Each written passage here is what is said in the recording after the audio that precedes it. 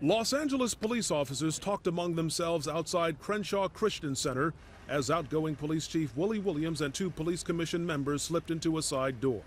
And traffic cop Deshaun Horton wonders out loud what really happened to his friend, 31-year-old Kevin Gaines, a 6-year cop who died by the bullet of another cop, Frank Liga, who claims Gaines drew a gun at a traffic stop last week. I'd like to know the whole thing, what happened, just like you would and anybody else would. What happened? Can't ask for any more than that. But if only for a few hours, mourners wanted to fondly recall the Army veteran and console the man's estranged wife, Georgia Renee, and 2 small daughters. I've known him since he was a kid.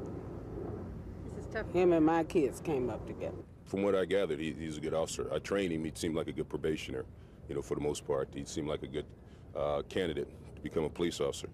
Behind the tears, though, there is anger and suspicion. The officer's family is not satisfied with how the LAPD handled the initial investigation. They dispute suggestions that Gaines was a hothead whose career was in doubt. Officer Gaines' family is counting on some high-powered legal help from an attorney who has faced off before with the LAPD. Johnny Cochran assistant Sean Chapman says a second autopsy reveals new information on how the man died. There do appear to be inconsistencies in the physical evidence and the statements that have been given by the Los Angeles Police Department. And she says there are questions about Detective Liga.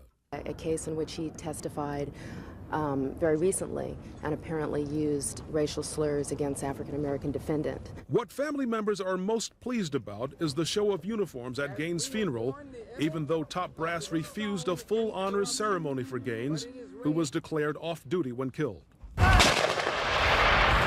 Gaines is gone, but family members say they will speak for him. In Inglewood, Walter Richards, Channel 5 News at 10.